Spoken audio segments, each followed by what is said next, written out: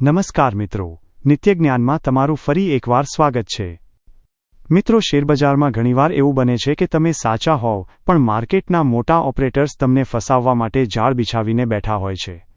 પ્રકરણ 11માં જેસી લિવરમોર એક આવી જ મુસીબતમાં ફસાયા હતા. 1907ના કડાકામાં લાખો કમાયા પછી જ્યારે લિવરમોર ફિશિંગ કરવા જવાના હતા ત્યારે કોન મકાઈના એક સોદાએ તેમને બરાબરના પકડી લીધા. આજના આ વિડીયોમાં આપણે જોઈશું ધ કોન ટ્રેપ. શિકાગોના સૌથી મોટા ઓપરેટર સ્ટ્રેટને કેવી રીતે લિવરમોરને કોન માર્કેટમાં ઘેર્યા હતા. The counter attack. લિવરમોરે માત્ર $3000નો ઉપયોગ કરીને કેવી રીતે કરોડોનો લોસ બચાવ્યો અને મોટા ઓપરેટરની ચાલને તેના પર જ ઊંધી પાડી. Professional versus amateur. એક પ્રોફેશનલ ટ્રેડર અને એક સામાન્ય માણસના દૃષ્ટિકોણમાં શું તફાવત હોય છે. લિવરમોર કેમ કહે છે કે પૈસા બનાવવા કરતાં સાચું કામ કરવું વધુ જરૂરી છે. The cotton king accident. કેવી રીતે ન્યૂયોર્ક ટાઈમ્સના એક સમાચારને કારણે લિવરમોર રાતોરાત કોટન કિંગ બની ગયા અને 1,40,000 ઘાસડીનો સોદો $1 ગુમાવ્યા વગર કાપી નાખ્યો. જો તમે પણ મોટા ઓપરેટર્સની ચાલ સમજવા માંગતા હોવ અને એ જાણવા માંગતા હોવ કે મુસીબત સમયે શાંત રહીને કેવી રીતે રસ્તો કાઢવો, તો આ પ્રકરણ તમારા માટે સૌથી મોટો લેસન સાબિત થશે. તો ચાલો શરૂ કરીએ. પ્રકરણ 11. માર્કેટના ખેલાડીઓની અદ્ભુત ચાલબાજી. હવે હું ફરી ઓક્ટોબર 1907 પર પાછો આવું છું. મેં એક યાટ ખરીદી અને ન્યૂયોર્ક છોડીને દક્ષિણના દરિયામાં ફરવા જવાની બધી તૈયારી કરી લીધી હતી. મને માછીમારીનો જબરદસ્ત શોખ છે અને આ એ સમય હતો જ્યારે હું મારી પોતાની યાટમાં મન ભરીને ફિશિંગ કરવાનો હતો. બધું તૈયાર હતું. મેં સ્ટોક્સમાં બહુ મોટી કમાણી કરી હતી, પણ છેલ્લી ઘડીએ કોન મકાઈના સોદાએ મને રોકી રાખ્યો. મારે સમજાવવું જોઈએ કે આ આર્થિક કડાકા પહેલા જેણે મને પહેલો મિલિયન આપ્યો, હું શિકાગોમાં અનાજનું ટ્રેડિંગ કરતો હતો. હું 1 કરોડ બુશેલ ઘઉં અને 1 કરોડ બુશેલ કોર્ન શોર્ટ હતો. મેં લાંબા સમય સુધી અનાજના બજારનો અભ્યાસ કર્યો હતો અને જેમ સ્ટોક્સમાં હું મંદીમાં હતો તેમ અહીં પણ હું બેરિશ હતો. બંનેમાં ઘટાડો શરૂ થયો, પણ જ્યારે ઘઉં તો ઘટતા જ રહ્યા ત્યારે શિકાગોના સૌથી મોટા ઓપરેટર, જેને હું સ્ટ્રેટન કહીશ, એના મનમાં કોનમાં કોર્નર એટલે કે બજાર પર કબજો કરવાનો વિચાર આવ્યો. જ્યારે હું સ્ટોક્સનો નફો લઈને યાટ પર જવા તૈયાર થયો ત્યારે જોયું કે ઘઉંમાં તો મને બહુ સારો પ્રોફિટ હતો, પણ કોર્નમાં સ્ટ્રેટને ભાવ એટલા વધારી દીધા હતા કે મને મોટો લોસ થઈ રહ્યો હતો. હું જાણતો હતો કે દેશમાં ભાવ બતાવે છે એના કરતાં ઘણો વધારે કોર્નનો જથ્થો પડ્યો છે. ડિમાન્ડ અને સપ્લાયનો નિયમ હંમેશાની જેમ કામ કરતો હતો, પણ બધી ડિમાન્ડ માત્ર સ્ટ્રેટન તરફથી આવતી હતી અને સપ્લાય બિલકુલ નહોતી, કારણ કે કોર્નની હેરફેર અટકી પડી હતી. મને યાદ છે કે હું પ્રાર્થના કરતો કે ક્યાંકથી કડકડતી ઠંડી પડે જેથી રસ્તાઓ થીજી જાય અને ખેડૂતો પોતાનો માલ બજારમાં લાવી શકે, પણ એવું નસીબ ક્યાં. હું મારી મસ્ત ફિશિંગ ટ્રીપ પર જવાની રાહ જોતો હતો અને આ કોર્નનો લોસ મને પકડી રાખતો હતો. આવા માર્કેટમાં હું છોડીને જઈ શકું તેમ નહોતો. સ્ટ્રેટન બરાબર ધ્યાન રાખી રહ્યો હતો કે કેટલા લોકો શોર્ટ છે. એ જાણતો હતો કે એણે મને પકડ્યો છે અને હું પણ એ સારી રીતે જાણતો હતો. પણ મેં જોયું કે ન તો હવામાન કે ન તો કોઈ બીજો ચમત્કાર મને મદદ કરવાનો છે, એટલે મેં મારી રીતે આ મુસીબતમાંથી બહાર નીકળવાનો રસ્તો શોધ્યો. મેં ઘઉંનો સોદો સારા પ્રોફિટમાં કાપી નાખ્યો, પણ કોર્નની સમસ્યા ઘણી અઘરી હતી.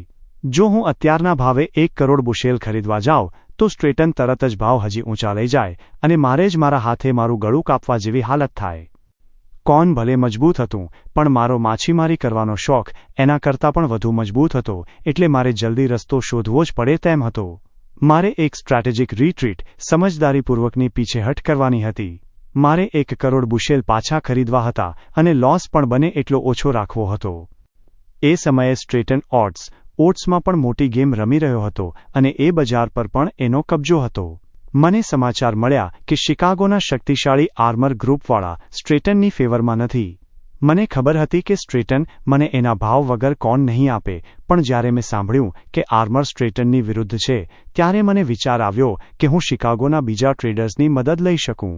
તેઓ મને એવી રીતે મદદ કરી શકે કે જે કોર્ન સ્ટ્રેટન નથી વેચી રહ્યો એ કોર્ન આ ટ્રેડર્સ મને વેચે. બાકીનું કામ સહેલું હતું.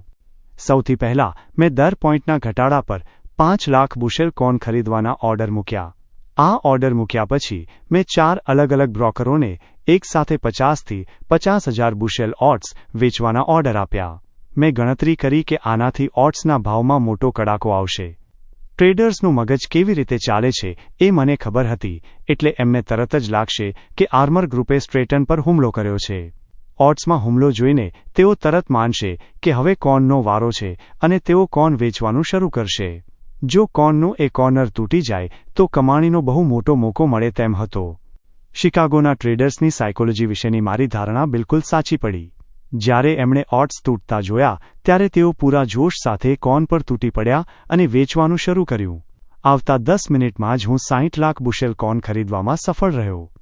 જેવું મેં જોયું કે હવે એમનું વેચવાનું ઓછું થયું છે, મેં બાકીના 40 લાખ બુશેલ માર્કેટ પ્રાઇસ પર ખરીદી લીધા. આનાથી ભાવ પાછા વધી ગયા, પણ મારી આ ચાલાકીનું પરિણામ એ આવ્યું કે મેં મારો આખો 1 કરોડ બુશેલનો સોદો એ જ ભાવે પૂરો કર્યો જે ભાવ માર્કેટમાં ચાલતો હતો. જે 2 લાખ બુશેલ ઓડ્સ મેં ટ્રેડર્સને ઉશ્કેરવા માટે શોર્ટ કર્યા હતા, એમાં મને માત્ર $3000નો લોસ થયો. એ બહુ સસ્તો સોદો હતો. ઘઉંના નફાએ કોર્નના લોસને એટલો કવર કરી દીધો કે મારા અનાજના સોદામાં ટોટલ લોસ માત્ર $25000 જ રહ્યો. પછીથી કોર્ન 25 સેન્ટ જેટલો વધી ગયો હતો. સ્ટ્રેટને મને બરાબર પકડ્યો હતો, પણ જો મેં વિચાર્યા વગર સીધું ખરીદવાનું શરૂ કર્યું હોત તો મારે કેટલો ભાવ આપવો પડ્યો હોત એ કલ્પના બહારની વાત હતી. કોઈ માણસ વર્ષો સુધી એક જ કામ કરે ત્યારે એનો દૃષ્ટિકોણ એક નવા નિશાળિયા કરતાં સાવ અલગ હોય છે. પ્રોફેશનલ અને એમેચ્યોર નવોદિત વચ્ચે આ જ તફાવત છે. તમે વસ્તુઓને કેવી રીતે જુઓ છો એ જ તમારા નફા કે નુકસાનનું કારણ બને છે. પબ્લિક આને ઉપરછલ્લી રીતે જુએ છે, એમનું વિચારવાનું બહુ ઊંડું નથી હોતું. એક પ્રોફેશનલ હંમેશા પૈસા બનાવવા કરતાં સાચું કામ કરવા પર ધ્યાન આપે છે, કારણ કે જો તમે સાચું કામ કરો તો પ્રોફિટ પોતાની મેળે જ આવે છે. એક ટ્રેડર બિલિયર્ડના પ્રોફેશનલ ખેલાડી જેવો હોવો જોઈએ, જે માત્ર અત્યારના શોટ વિશે જ નહીં પણ ઘણા સ્ટેપ આગળનું વિચારે છે. પોઝિશન માટે રમવું એ એનો સ્વભાવ બની જાય છે. મને એડિસન કેમેક વિશેની એક વાર્તા યાદ આવે છે. કેમેક વોલ સ્ટ્રીટના સૌથી હોશિયાર ટ્રેડર્સમાંથી એક હતા. ઘણા લોકો માને છે કે તેઓ હંમેશા મંદીમાં જ રહેતા, પણ એવું નહોતું. તેઓ આશા અને ડરની માનવીય લાગણીઓનો ઉપયોગ કેવી રીતે કરવો એ જાણતા હતા. એમણે એક ચેતવણી આપી હતી, જ્યારે ઝાડમાં રસ ઉપર ચઢી રહ્યો હોય એટલે કે બુલ માર્કેટ હોય ત્યારે શેર ના વેચતા. એમના જૂના સાથીઓ કહે છે કે એમની સૌથી મોટી કમાણી તેજીમાં થઈ હતી, એટલે કે તેઓ પક્ષપાત નહીં પણ માર્કેટની સ્થિતિ જોઈને રમતા હતા. એકવાર જ્યારે તેજીનું માર્કેટ પૂરું થવા આવ્યું હતું ત્યારે કેમેક મંદીમાં હતા. જોસેફ નામના એક નાણાકીય લેખક આ જાણતા હતા. માર્કેટ મજબૂત હતું અને વધી રહ્યું હતું. જોસેફ એક દિવસ દોડતા કેમેકની ઓફિસે આવ્યા અને કીધું, મિસ્ટર કેમેક, મારા એક મિત્ર જે સેન્ટ પોલ ઓફિસમાં ક્લર્ક છે, એમણે મને કંઈક એવું કીધું છે જે તમારે જાણવું જોઈએ. કેમેકે આળસથી પૂછ્યું, શું છે? જોસેફે ખાતરી કરવા પૂછ્યું, તમે અત્યારે મંદીમાં છો ને? જો કેમેકને રસ ના હોય તો જોસેફ પોતાની માહિતી વેડફવા માંગતા નહોતા. કેમેકે કીધું, હા, બોલ, શું માહિતી છે? જોસેફે કીધું, હું આજે ઓફિસે ગયો હતો અને મારા મિત્રએ કીધું કે ધ ઓલ્ડ મેન એટલે કે વિલિયમ રોકફેલર શેર વેચી રહ્યા છે. મેં પૂછ્યું કે શું ખરેખર? તો એણે કીધું કે હા, તેઓ દર થોડા પોઈન્ટના ઉછાળે 1500 શેર વેચી રહ્યા છે. હું છેલ્લા 2-3 દિવસથી એ શેર ટ્રાન્સફર કરી રહ્યો છું, એટલે મેં તરત જ તમને કહેવાનું નક્કી કર્યું.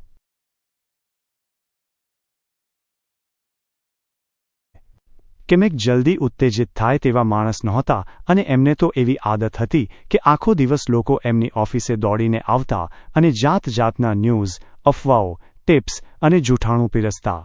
એટલે એમને કોઈના પર જલ્દી ભરોસો આવતો નહીં. એમણે શાંતિથી પૂછ્યું, જોસેફ, તને ખાતરી છે ને કે તે સાચું સાંભળ્યું છે? જોસેફે કીધું, મને ખાતરી છે. ચોક્કસ, મને ખાતરી છે. તમને લાગે છે કે હું બહેરો છું? કેમેકે ફરી પૂછ્યું, તને તારા માણસ પર ભરોસો છે? જોસેફે જોર દઈને કીધું, બિલકુલ. હું તેને વર્ષોથી ઓળખું છું. તેણે મારી સાથે ક્યારેય જૂઠું નથી બોલ્યું. એની પાસે જૂઠું બોલવાનું કોઈ કારણ જ નથી. હું જાણું છું કે તે પૂરો ભરોસાપાત્ર છે અને તે જે કહે છે એના પર હું મારું જીવન દાવ પર લગાવી શકું છું. કેમેકે જોસેફ સામે જોયું અને કીધું, ઠીક છે, તને ખબર હશે. પછી એમણે પોતાના બ્રોકર વ્હીલરને બોલાવ્યો. જોસેફને એમ હતું કે કેમેક હમણાં જ સેન્ટ પોલના ઓછામાં ઓછા 50,000 શેર વેચવાનો ઓર્ડર આપશે, કારણ કે વિલિયમ રોકફેલર જેવા મોટા માણસ માર્કેટની તેજીનો ફાયદો ઉઠાવીને પોતાના શેર વેચી રહ્યા હતા.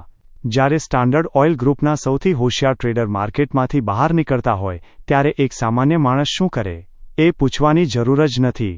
પણ કેમેક, જે એ સમયના સૌથી હોશિયાર બેર ઓપરેટર મંદીવાળા હતા અને પોતે પણ અત્યારે માર્કેટમાં મંદી જ જોઈ રહ્યા હતા, એમણે પોતાના બ્રોકરને કીધું, બિલી, બોર્ડ પર જા અને દર થોડા પોઈન્ટના ઉછાળે 1500 શેર સેન્ટ પોલ ખરીદવા માંડ. ત્યારે શેરનો ભાવ 90ની આસપાસ હતો.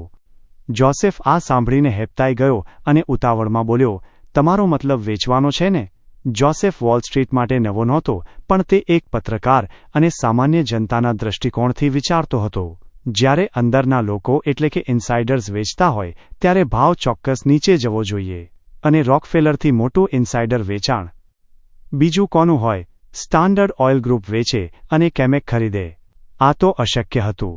કેમેકે શાંતિથી કીધું, ના, મારો મતલબ ખરીદવાનો જ છે. જોસેફે પૂછ્યું, શું તમને મારો વિશ્વાસ નથી? કેમેકે કીધું, છે. જોસેફે ફરી પૂછ્યું, શું તમને મારી માહિતી પર ભરોસો નથી? કેમેકે કીધું, છે. શું તમે પોતે મંદીમાં નથી? કેમેકે કીધું, હા, હું મંદીમાં જ છું. તો પછી ખરીદો છો કેમ? કેમેકે કીધું, એટલા માટે જ હું ખરીદું છું. હવે મારી વાત સાંભળ, તું તારા પેલા ભરોસાપાત્ર મિત્રના ટચમાં રહે અને જેવી રોકફેલરની વેચવાની સ્કેલ પૂરી થાય મને તરત જ જાણ કરજે. તરત જ. સમજાયું? જોસેફ ત્યાંથી નીકળી ગયો, પણ એને કેમેકની આ ચાલાકી સમજાતી નહોતી. કેમેક આખા માર્કેટમાં મંદીમાં હોવા છતાં રોકફેલરના શેર કેમ ખરીદી રહ્યા હતા એ એક રહસ્ય હતું. જોસેફ રોજ 2 વાર એ ક્લર્કને મળવા જતો અને પૂછતો કે પેલા મોટા માણસે વેચવાનું પૂરું કર્યું કે નહીં. એક દિવસ ક્લર્કે કીધું, હવે પેલા મોટા માણસ તરફથી કોઈ શેર વેચવા માટે આવતા નથી. જોસેફે આભાર માન્યો અને દોડતો કેમેકની ઓફિસે જઈને સમાચાર આપ્યા. કેમેકે ધ્યાનથી સાંભળ્યું અને બ્રોકરને પૂછ્યું, બિલી, આપણી પાસે સેન્ટ પોલના કેટલા શેર ભેગા થયા છે? બ્રોકરે જોઈને કીધું કે લગભગ 60,000 શેર આપણે ખરીદ્યા છે. કેમેકે સેન્ટ પોલ ખરીદવાનું શરૂ કર્યું એ પહેલાં જ બીજા ઘણા શેરોમાં મોટી શોર્ટ પોઝિશન બનાવી લીધી હતી. હવે એમની પાસે માર્કેટમાં બહુ મોટી મંદીની પોઝિશન હતી. એમણે તરત જ ઓર્ડર આપ્યો કે જે 60,000 શેર લોંગ ખરીદેલા છે એ તો વેચી જ નાખો, પણ એનાથી પણ વધુ શેર શોર્ટ કરો. એમણે પેલા 60,000 શેરનો ઉપયોગ એક લીવર તરીકે કર્યો જેથી આખા માર્કેટને નીચે પાડી શકાય અને પોતાની મંદીની પોઝિશનમાં મોટો નફો મેળવી શકાય. સેન્ટ પોલનો શેર એ મૂવમેન્ટમાં 44 સુધી નીચે ગયો અને કેમેકે એમાં જબરદસ્ત કમાણી કરી. એમણે પોતાની બાજી બહુ હોશિયારીથી રમી હતી. અહીં સમજવાની વાત એ છે કે એમનો ટ્રેડિંગ પ્રત્યેનો દૃષ્ટિકોણ કેવો હતો. એમણે વિચારવાની જરૂર ના પડી, એમણે તરત જ જોઈ લીધું કે આ માહિતી એમને એક મોટું ઓપરેશન શરૂ કરવાની તક આપી રહી છે. રોકફેલરની ટીપે એમને ખરીદવા માટે મજબૂર કર્યા, કારણ કે એમને ખબર હતી કે આ ખરીદેલા શેર એમની મંદીની લડાઈ માટે સૌથી મોટું હથિયાર, એમ્યુનિશન બનશે. હવે મારી વાત પર પાછા આવીએ. ઘઉં અને કોર્નનો સોદો પતાવ્યા પછી હું મારી યાટમાં દક્ષિણ તરફ ગયો. ફ્લોરિડામાં મારો સમય બહુ મસ્ત જતો હતો. ફિશિંગ બહુ જોરદાર હતું. દુનિયાની કોઈ ચિંતા નહોતી. એક દિવસ હું પામ બીચ પર ઉતર્યો અને વોલ સ્ટ્રીટના જૂના મિત્રોને મળ્યો. બધા જ એ સમયના સૌથી ફેમસ કોટન સ્પેક્યુલેટર પર્સી થોમસ વિશે વાતો કરતા હતા. સમાચાર હતા કે પર્સી થોમસે બધું જ ગુમાવી દીધું છે. કોટન માર્કેટમાં આ એમની બીજી મોટી હાર હતી. મને પર્સી થોમસ માટે બહુ માન હતું. મેં પહેલીવાર એમનું નામ ત્યારે સાંભળ્યું હતું જ્યારે એમણે કોટન માર્કેટમાં કબજો કોર્નર કરવાની કોશિશ કરી હતી અને નિષ્ફળ ગયા હતા. ત્યારે એમની પેઢી દિવાળું ફૂંકી ગઈ હતી, પણ થોમસે હિંમત હાર્યા વગર એકલા કામ શરૂ કર્યું અને થોડા જ સમયમાં પાછા ઊભા થઈ ગયા. એમણે પોતાના દરેક લેણદારને વ્યાજ સાથે પૈસા પાછા આપ્યા, જે કાયદેસર રીતે આપવાની એમની ફરજ નહોતી, અને તો પણ એમની પાસે $1 મિલિયન બચ્યા હતા. એમનું કમબેક અદ્ભુત હતું. પામ બીચમાં દરેક જણ થોમસની હાર વિશે અવનવી વાતો કરતા હતા. તમને ખબર જ છે કે અફવાઓ કેવી રીતે વધે છે. મેં મારી પોતાની અફવાઓને 24 કલાકમાં એટલી બદલાતી જોઈ છે કે જેણે શરૂ કરી હોય એ પણ ઓળખી ના શકે. પર્સી થોમસના કિસ્સાએ મારું ધ્યાન ફિશિંગ પરથી હટાવીને કોટન માર્કેટ પર ખેંચ્યું. મેં બધા જ રિપોર્ટ્સ અને પેપર્સ મંગાવ્યા જેથી માર્કેટની સ્થિતિ સમજી શકાય. જ્યારે હું ન્યૂયોર્ક પાછો આવ્યો ત્યારે મેં માર્કેટનો ઊંડો અભ્યાસ શરૂ કર્યો. દરેક જણ મંદીમાં હતા અને જુલાઈ કોટન વેચી રહ્યા હતા. તમને ખબર જ છે કે લોકોમાં ભેટિયા ચાલ, હર્ડ ઇન્સ્ટિંક્ટ કેવી હોય છે. એક જણ વેચે એટલે બધા જ વેચવા માંડે. સેંકડો ટ્રેડર્સને લાગતું હતું કે જુલાઈ કોટન વેચવું એ સૌથી સમજદારીનું અને સેફ કામ છે. લોકો આડેધડ વેચી રહ્યા હતા કારણ કે એમને માત્ર એક જ બાજુ દેખાતી હતી અને એ હતો મોટો નફો. એમને ખાતરી હતી કે ભાવ તૂટી જશે. મેં આ બધું જોયું અને મને સમજાયું કે જે લોકો શોર્ટ છે એમની પાસે પોઝિશન કાપવા માટે બહુ સમય નથી. મેં જેટલો વધુ અભ્યાસ કર્યો એટલું મને વધુ સ્પષ્ટ દેખાયું કે મારે જુલાઈ કોટન ખરીદવું જોઈએ. મેં કામ શરૂ કર્યું અને બહુ જલ્દી 1 લાખ ગાંસડી ખરીદી લીધી. મને ખરીદવામાં કોઈ તકલીફ ના પડી કારણ કે વેચનારાઓ લાઈન લગાવીને ઊભા હતા. મને તો એવું લાગતું હતું કે જો હું એવા ટ્રેડરને શોધવા માટે $1 મિલિયન ઇનામ રાખું જે અત્યારે જુલાઈ કોટન નથી વેચી રહ્યો તો પણ કોઈ એ ઇનામ લેવા ના આવે.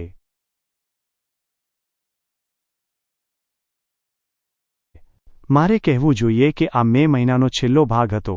હું કોટન ખરીદતો રહ્યો અને તેઓ મને વેચતા રહ્યા ત્યાં સુધી કે મેં માર્કેટમાં ફરતા બધા જ કોન્ટ્રાક્ટ્સ ઉઠાવી લીધા અને મારી પાસે 1,20,000 ગાંસડી થઈ ગઈ. મેં છેલ્લી ખરીદી કરી એના 2 જ દિવસમાં ભાવ વધવા માંડ્યો. એકવાર વધવાનું શરૂ થયું એટલે માર્કેટ બહુ મહેરબાન રહ્યું અને દરરોજ 40-50 પોઈન્ટનો ઉછાળો આપવા માંડ્યો. મેં કામ શરૂ કર્યું. એના 10 દિવસ પછી એક શનિવારે ભાવ ધીમે ધીમે વધવા માંડ્યો. મને ખબર નહોતી કે માર્કેટમાં હજી જુલાઈ કોટન વેચવા માટે બાકી છે કે નહીં. મારે એ જાણવું હતું એટલે મેં છેલ્લી 10 મિનિટ સુધી રાહ જોઈ.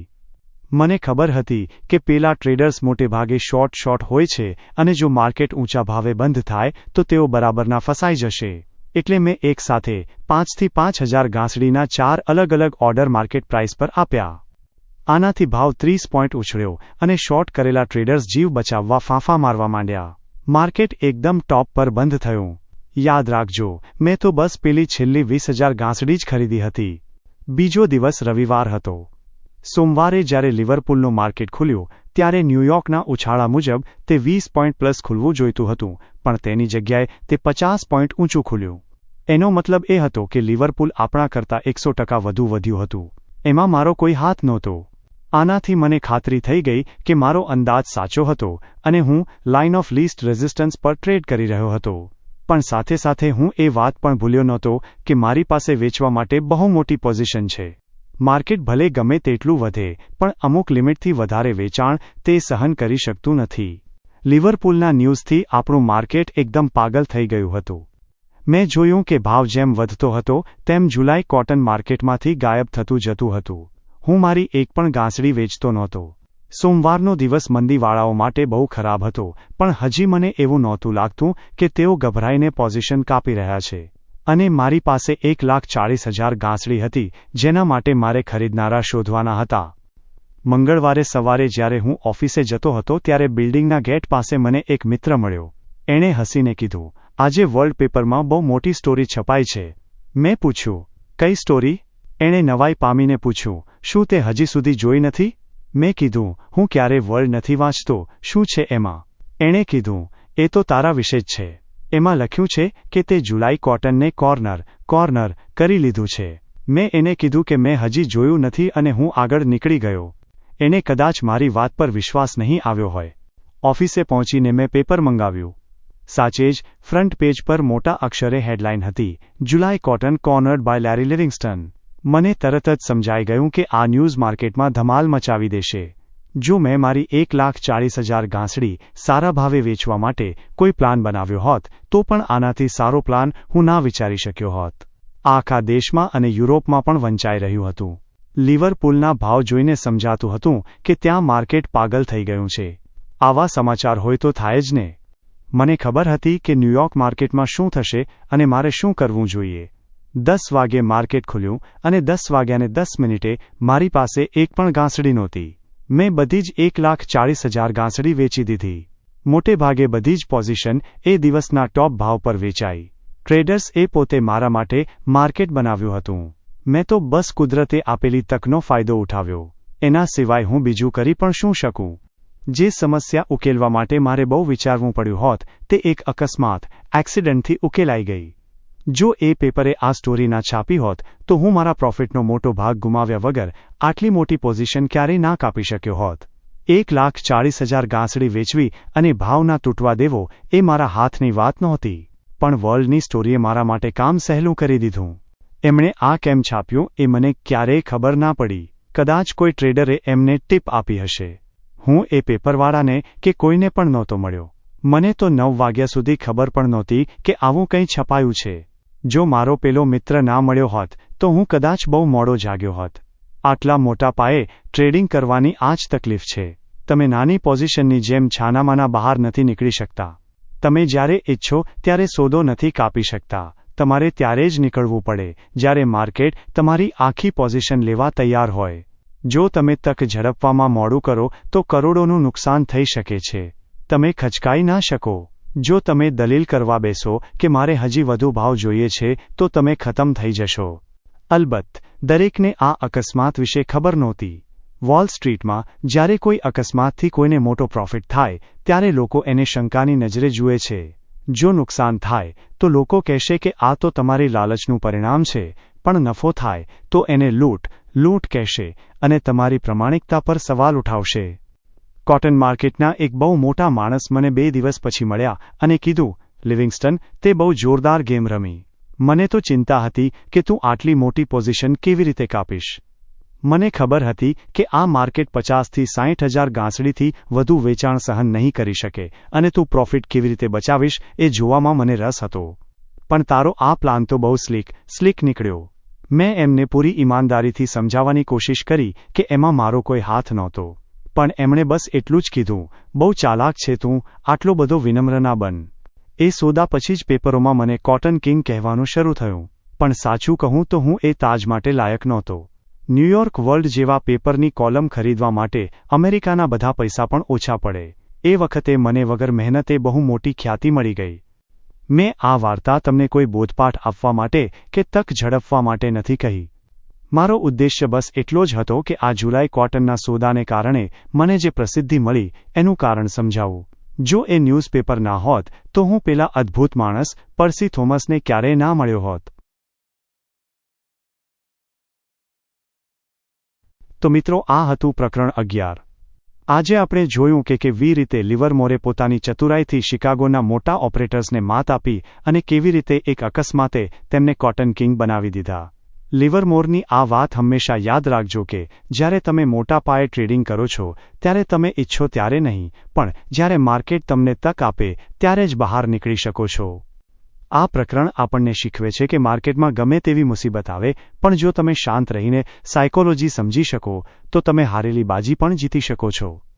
મિત્રો, જો તમે પણ લિવરમોર જેવી પ્રોફેશનલ ટ્રેડિંગ જર્ની શરૂ કરવા માંગતા હોવ તો તમારી પાસે બેસ્ટ ટ્રેડિંગ પ્લેટફોર્મ હોવું જોઈએ. જો તમને ટ્રેડિંગ વ્યૂના એડવાન્સ ચાર્ટ્સ અને ફાસ્ટ એક્ઝિક્યુશન જોઈએ છે તો ધાન એપ બેસ્ટ છે. અને જો તમે બ્રોકરેજ બચાવવા માંગતા હોવ તો કોટક નિયોનો ઓપ્શન તમારી પાસે છે જ. આ બંને એપ્લિકેશનની લિંક્સ નીચે ડિસ્ક્રિપ્શનમાં આપેલી છે.